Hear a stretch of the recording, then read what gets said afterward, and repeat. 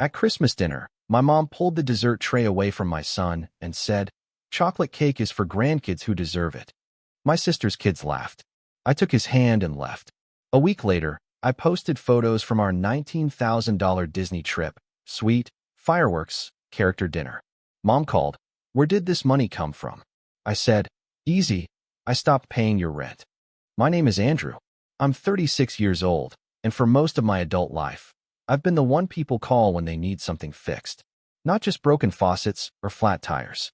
I mean the kind of fixing that costs money. Real money. The kind that drains your savings account slowly, like a leak you don't notice until the floor is flooded. I'm a physical therapist.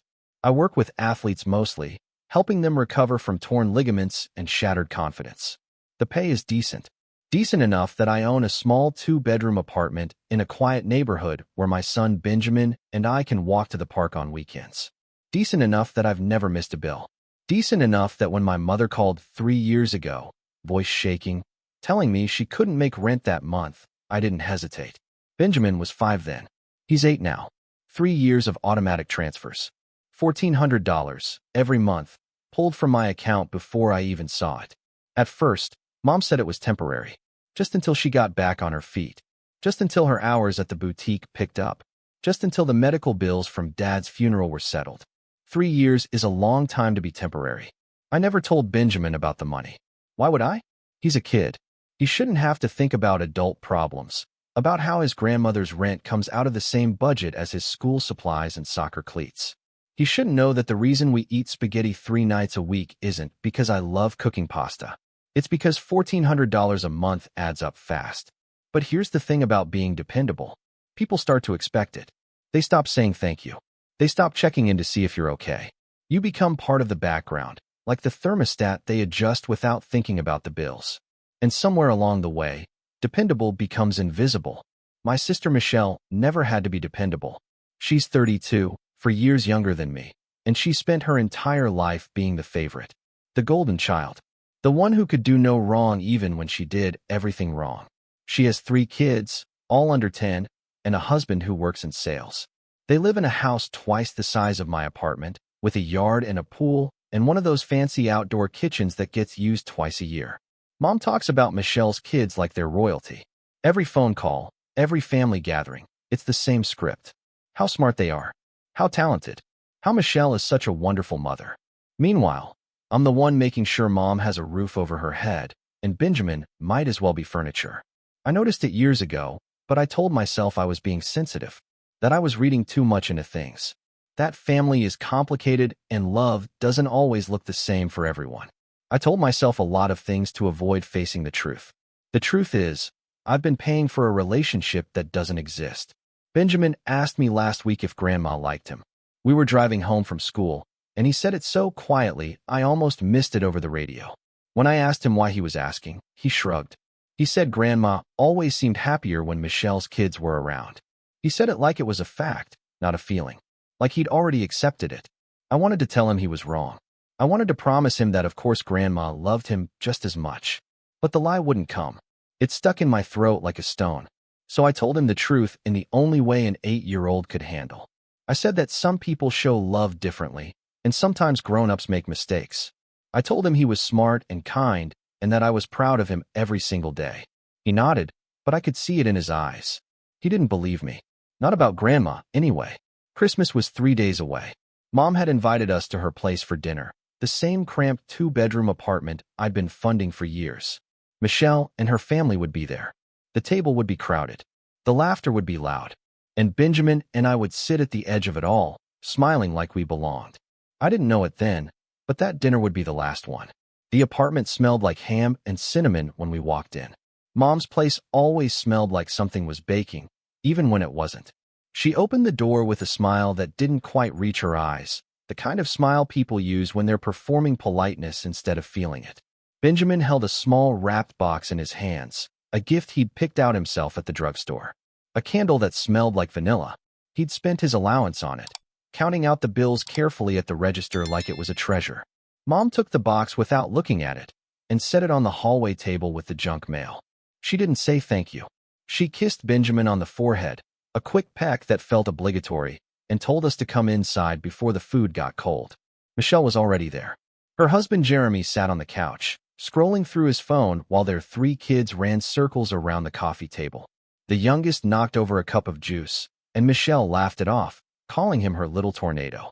When Benjamin sat down carefully beside me, tucking his hands into his lap, she didn't even glance our way. Dinner was loud.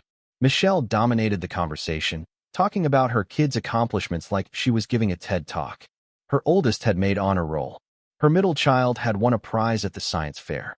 The youngest had learned to write his name. Mom nodded along, beaming, interjecting with praise at every pause.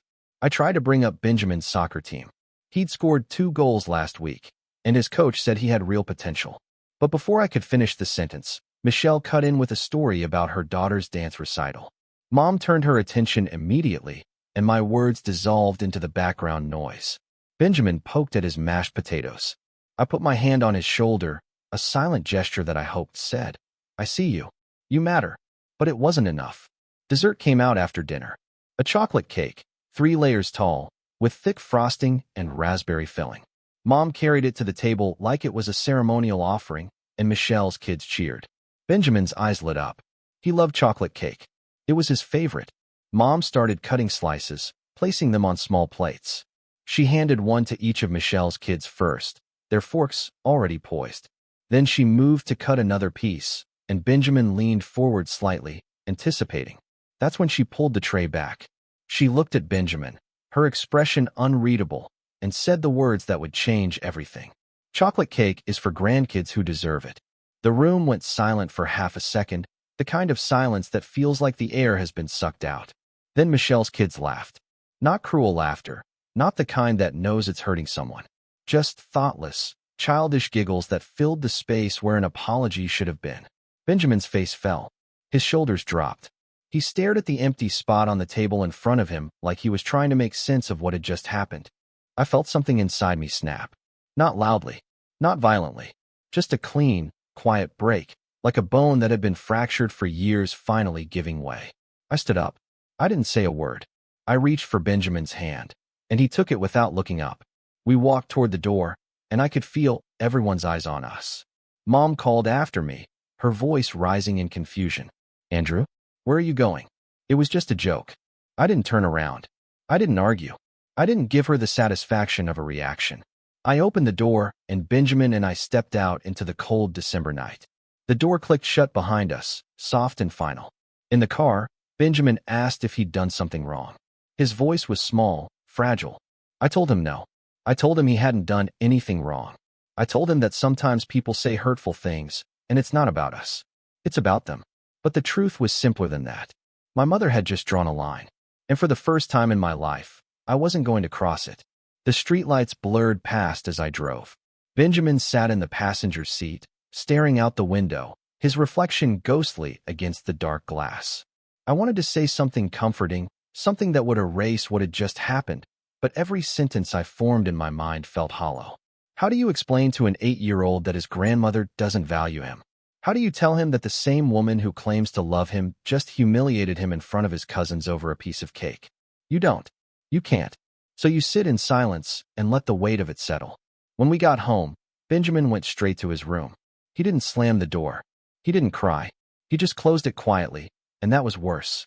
I stood in the hallway for a moment, listening to the sound of nothing, and then I walked to my own bedroom and sat on the edge of the bed. The apartment felt too quiet, too still, like the walls themselves were holding their breath.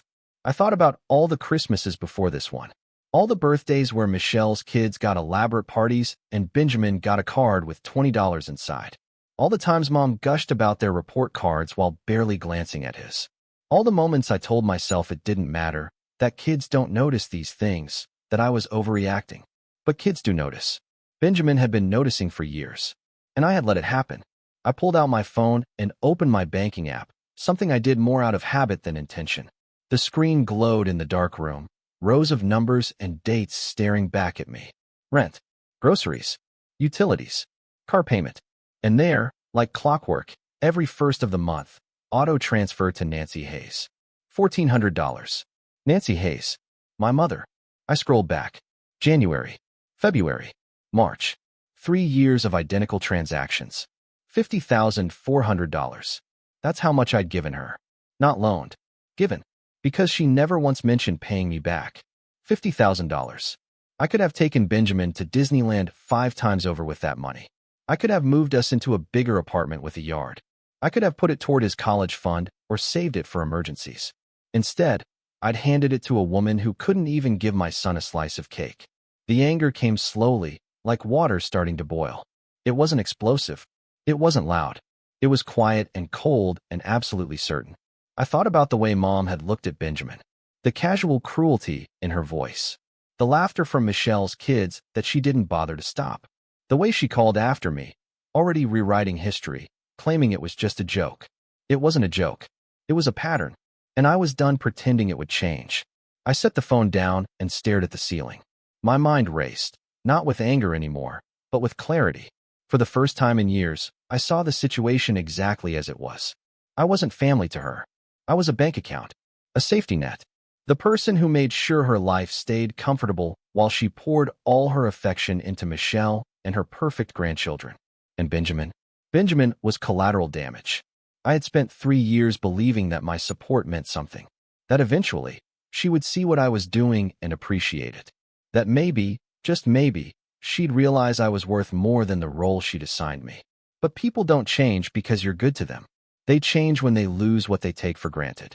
The next morning, I woke up with a plan. I made coffee and opened my laptop at the kitchen table. The apartment was silent except for the hum of the refrigerator and the occasional creak of floorboards as Benjamin moved around in his room. He'd come out eventually, probably still quiet, still processing. I'd make him pancakes. I'd ask about his day. I'd be the parent he deserved. But first, I had work to do. I pulled up my banking app again, this time on the larger screen, and started building a spreadsheet. 3 years of transactions. 36 months. $1,400 each. The numbers lined up in neat columns, cold and factual. January 2022, $1,400. February 2022, $1,400. March 2022, $1,400. On and on, every single month, like a heartbeat. Steady, reliable, invisible. By the time I reached December 2024, the total sat at the bottom of the column like an accusation. $50,400. I leaned back in my chair and stared at the screen. That number represented more than money. It represented every time I'd said yes when I should have said no. Every time I'd put her needs above mine. Every time I'd convinced myself that this was what family did. I opened a new tab and searched for the average cost of a Disney vacation. Not the budget version. The real thing.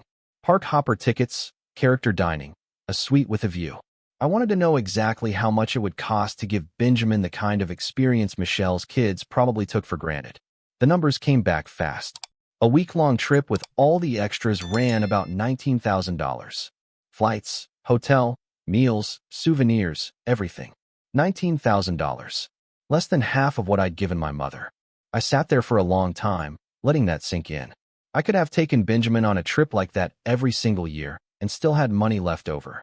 Instead, I'd been funding an apartment for a woman who wouldn't even let my son have dessert. The automatic transfer was scheduled to go through in 6 days. January 1st. Like clockwork. I clicked into my account settings, found the recurring payment screen, and hovered the cursor over the cancel button. My hand didn't shake. My heart didn't race. I felt calm. Clear. One click, and it was done. The screen refreshed, showing the updated payment schedule. The January transfer was gone. February was gone. Every month after that, gone. The system asked if I was sure I wanted to delete this recurring payment. I clicked yes. Confirmation appeared, payment canceled. I closed the laptop and took a sip of coffee. It tasted better than it had in years.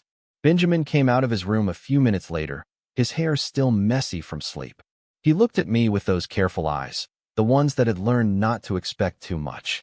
I smiled. A real smile. Hey, bud. How about pancakes? He nodded, a small flicker of relief crossing his face.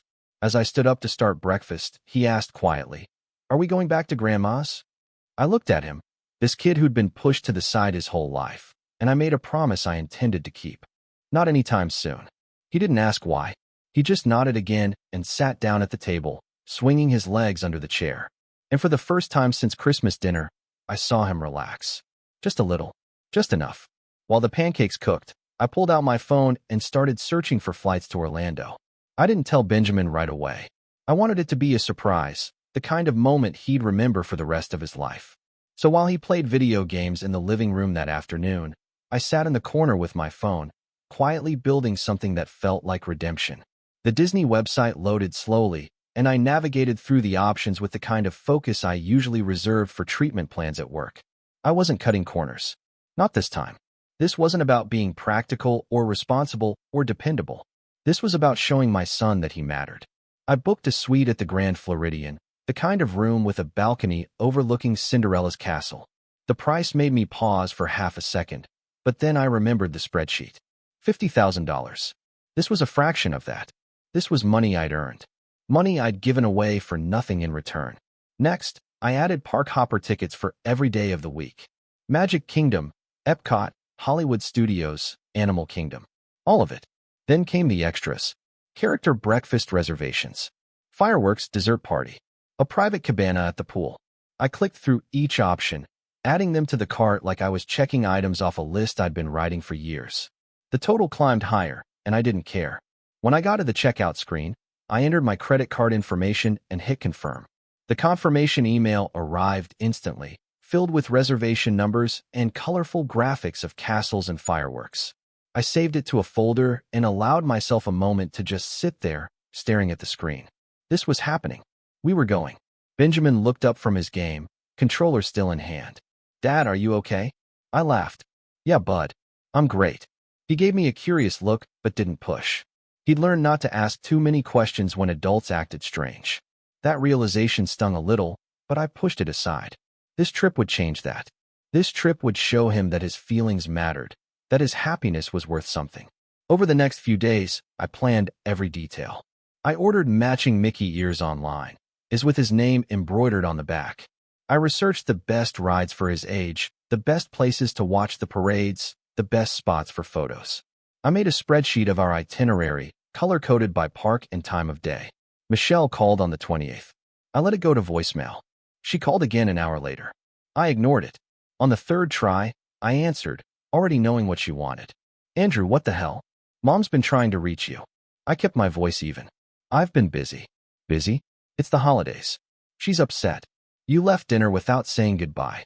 She said you overreacted." I almost laughed. Overreacted. That was the word they always used when they wanted to rewrite history. "Benjamin and I are fine," I said. "We're actually better than fine." There was a pause. I could hear the gears turning in her head, trying to figure out what I meant. When she spoke again, her tone shifted, less accusatory, more curious. "What's that supposed to mean?" "It means I'm taking care of my son. Like I always do." I hung up before she could respond. New Year's Eve came and went. I watched the countdown on TV with Benjamin, sparkling cider and plastic champagne flutes. At midnight, I told him I had a surprise. His eyes went wide, the way only a kid's can, full of hope and anticipation. I handed him an envelope. Inside was a printout of our flight confirmation and a photo of the Grand Floridian. "We're going to Disney World," I said. He stared at the paper, and then at me, and then back at the paper. Then he launched himself into my arms, laughing and crying at the same time. I held him tight, and for the first time in weeks, everything felt right. The flight to Orlando left early on January 3rd. Benjamin pressed his face against the airplane window during takeoff, watching the ground fall away beneath us. He'd never flown before. Every moment was new, exciting his. When the flight attendant offered him a snack, he said please and thank you in that careful way he always did, and she smiled at him like he'd made her day. We landed in sunshine and humidity, a stark contrast to the winter cold we'd left behind. The airport buzzed with families, kids in Mickey ears and parents juggling suitcases. Benjamin held my hand as we walked through the terminal, his backpack bouncing against his shoulders. The shuttle to the Grand Floridian felt like entering another world. The lobby gleamed with chandeliers and marble, a live pianist playing soft jazz in the corner. Benjamin's jaw dropped when we walked in, and I watched his face light up with wonder. Our room was on the 4th floor, and when I opened the door, he ran straight to the balcony. The view stretched out before us. The lagoon, the castle in the distance, the monorail gliding past. He stood there, hands gripped on the railing, speechless. I took a photo. Him, small against the expanse of magic. We spent the next 5 days doing everything. We rode every ride he was tall enough for, some of them twice. We ate Mickey-shaped waffles for breakfast and Dole Whip in the afternoon heat. We watched the parades, met the characters, stayed until the parks closed. At the character breakfast, Benjamin sat across the table from Goofy, laughing so hard he snorted juice out of his nose. I took another photo. And another. I filled my phone with moments I wanted to remember, proof that this was real, that we were here. On the 4th night, we had reservations for the fireworks dessert party. We sat on the balcony of a private viewing area, plates of chocolate-covered strawberries and miniature cakes in front of us. When the fireworks started, Benjamin leaned against me, his head on my shoulder, and whispered, "This is the best week of my life." I kissed the top of his head. "Mine too, bud." That night, back in the room, I scrolled through the photos on my phone. Hundreds of them. Benjamin on Space Mountain, arms in the air. Benjamin hugging Mickey Mouse. Benjamin asleep on the shuttle, exhausted and happy. Benjamin eating an enormous ice cream sundae, chocolate smeared on his cheek. And then I did something I'd been planning since we booked the trip. I posted 3 photos to social media. The first, our sweet balcony at sunset, the castle glowing in the background. The second, Benjamin and me at the character breakfast, both of us grinning. The third, the fireworks over the castle, vibrant and bright. I didn't add a caption. I didn't need to. The photos said everything. I set my phone on the nightstand and turned off the light. Tomorrow we'd go to Animal Kingdom. Tomorrow we'd ride the safari and see the lions. Tomorrow we'd make more memories. But tonight, I slept better than I had in months. The next morning, my phone rang while we were eating breakfast at the resort. Mom's name flashed on the screen. I let it ring. She called again 5 minutes later. Then again. On the 4th call, I answered. Her voice was sharp, confused. "Andrew, I saw your photos. Where are you?" I took a sip of coffee, calm and unbothered. "Orlando." There was a pause. I could almost hear her brain trying to process the information, trying to make sense of how I could afford this. "Orlando? As in Disney World?" "That's the one." Her tone shifted, less sharp, more probing. "Where did this money come from?" I glanced at Benjamin, who was coloring on a kid's menu, completely oblivious to the conversation. I thought about the chocolate cake. I thought about the $50,000. I thought about every time she'd made him feel less than. And then I said the words I'd been waiting to say. "Easy. I stopped paying your rent." Silence. Complete, absolute silence. I didn't wait for her to respond. I hung up, set the phone down, and smiled at my son. "Ready for the safari?" He nodded, eyes bright. "Let's go." The phone rang again 20 minutes later. Then again. Then 4 more times in the span of an hour. I ignored every call, letting Mom's panic build on the other end while Benjamin and I rode the Kilimanjaro safari, watching elephants and giraffes wander past our open-air vehicle. By the time we got back to the room that evening, my voicemail was full. I put Benjamin in front of the TV with a Disney movie and stepped out onto the balcony to listen. The first message was confusion. "Andrew, what do you mean you stopped paying my rent? Call me back. This isn't funny." The second was anger. "You can't just cut me off without warning. I have bills. I have responsibilities. Call me immediately." The third was bargaining. "Honey, I think there's been a misunderstanding. About Christmas. It was a joke. You know how I am. Please call me." The fourth was panic. "The landlord sent me a notice. January's rent is late. They're charging fees. Andrew, please. I need you to fix this." I deleted them all and called her back. She answered on the first ring. "Andrew, thank God." I didn't let her finish. "Let me make sure I understand. You're upset because I stopped paying your rent." "Upset? Andrew, they're going to evict me. The notice says I have 10 days to pay or they start proceedings. You can't just stop without telling me." I leaned against the balcony railing, watching the castle lights twinkle in the distance. My voice stayed calm, flat. "Actually, I can. It's my money. I was never obligated to pay in the first place. But I thought we had an arrangement." "An arrangement? Mom, you told me 3 years ago that you needed help for a month." "1 month. It's been 36. She stumbled over her words, trying to regain control. I know, and I'm grateful. But things have been tight. You know how it is." "Do I?" "Because it seems like things have been tight for you, but not for Michelle. Her kids get everything. New clothes, vacations, parties. Meanwhile, Benjamin gets humiliated at Christmas dinner. Her tone shifted, defensive now. That wasn't humiliation. It was a joke. He's too sensitive. Something cold settled in my chest. He's 8 years old. You told him he didn't deserve cake. In front of everyone. I didn't mean it like that. Then how did you mean it? Silence. I continued, my voice still calm but edged with steel. For 3 years, I've given you $1,680 every single month. That's $50,400, Mom. $50,000. And in all that time, you never once said thank you. You never acknowledged what I was doing. You just took it and expected more. I didn't ask you to pay for everything, she said, her voice rising. You didn't have to ask. That's the problem. You just assumed I would. Because that's what I do, right? I fix things. I take care of things. I stay in the background while Michelle gets all the attention. That's not fair. Fair? You want to talk about fair? Benjamin asked me if you liked him. An 8-year-old child asked me if his own grandmother liked him. And I didn't know what to tell him because honestly, Mom, I don't think you do. Her voice cracked. Of course I like him. I love him. Then why doesn't he feel it? She didn't answer. I pressed on. The landlord sent you a notice because I canceled the automatic transfer on December 26th. The day after you humiliated my son. I rerouted that money to something that actually mattered. This trip cost $19,000. Suite overlooking the castle. Character breakfasts. Fireworks parties. Everything you've never given him. $19,000? Andrew, that's insane. Is it? Because I've given you more than twice that, and I got nothing in return. At least this way, Benjamin has memories. He has photos. He has a week where he felt special. Mom's voice turned sharp. So this is revenge? You're punishing me. No, I said. This is me choosing my son over your comfort. There's a difference. Michelle's voice cut in suddenly, distant but audible. She must have been there, listening. Andrew, this is ridiculous. She's our mother. You can't just abandon her. I almost laughed. I'm not abandoning her. I'm stopping being her ATM. If you care so much, you pay her rent. I have 3 kids, Michelle shot back. And I have one. One kid who deserves better than being treated like he's invisible. Mom's voice came back, smaller now. What am I supposed to do? Figure it out, I said. The same way I've been figuring things out my whole life. I hung up. Benjamin called from inside. Dad, can we get ice cream?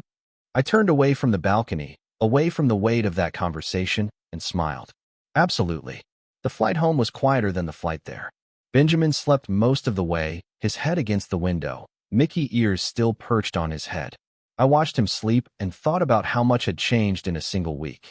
My phone had been silent since the night I hung up on Mom. No calls. No texts. No voicemails begging me to reconsider. Either she'd found another solution, or she was too angry to reach out. Either way, I didn't care. When we landed, the cold hit us immediately, a sharp contrast to Florida's warmth. Benjamin bundled into his coat, chattering about his favorite rides as we walked through the terminal. He talked the entire drive home, reliving every moment, and I let him. These were his memories.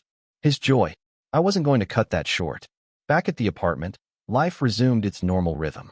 Work, school, soccer practice, dinner. But something felt different. Lighter. Like a weight I'd been carrying for years had finally been lifted. 2 weeks after we returned, Michelle called. I almost didn't answer, but curiosity got the better of me. What do you want? I asked. Her voice was tight, frustrated. Mom's moving. She found a cheaper place across town. 1 bedroom. She's furious. Good for her. Good for her. Andrew, she's barely scraping by. She had to borrow money from her sister to cover the move. Then maybe she should have thought about that before treating my son like garbage. Michelle sighed. The kind of sigh that said she thought I was being unreasonable. It was 1 comment. 1 dinner. You're blowing this out of proportion. It wasn't 1 comment, Michelle. It was years of favoritism. Years of watching her fawn over your kids while Benjamin sat in the corner. That dinner was just the moment I finally stopped pretending it didn't hurt. She was quiet for a moment. When she spoke again, her tone had softened, just slightly. She wants to apologize. Tell her to write a letter. If it's sincere, maybe I'll read it. And the money? What about it? Are you ever going to help her again? I thought about that question. Really thought about it. And then I gave her the only answer that felt true. If she wants a relationship with Benjamin, she can start by treating him like he matters. If she does that, consistently, for a long time, maybe we'll talk. But I'm done being her safety net. I'm done sacrificing my son's happiness for her comfort. Michelle didn't argue. She just said, okay, and hung up. A week later, a card arrived in the mail. Plain white envelope, Mom's handwriting on the front. Inside was a short note. I'm sorry for what I said at Christmas. I didn't realize how much it hurt. I hope we can talk soon. It wasn't enough. Not yet. But it was a start. I set the card on the counter and didn't respond. Benjamin came home from school that afternoon with a drawing. He'd made it in art class. The two of us standing in front of Cinderella's castle, fireworks exploding overhead. He'd colored it carefully, every detail precise. Can we put it on the fridge? He asked. I taped it up immediately, right in the center where I'd see it every day. That night, after Benjamin went to bed, I sat on the couch and looked at the drawing. I thought about the $50,000, the chocolate cake, the phone calls and voicemails. I thought about how easy it would have been to keep going, to keep paying, to keep pretending everything was fine. But I didn't regret a single thing. Benjamin was happy. He felt valued. He had a week of magic that no one could take away from him. And I had proven, to both of us, that his happiness mattered more than anyone's expectations. The automatic transfer stayed canceled. The money stayed mine. And for the first time in years, I felt like I was exactly where I was supposed to be. Not invisible, not dependable, not a bank account, just a father who chose his son. And that was enough.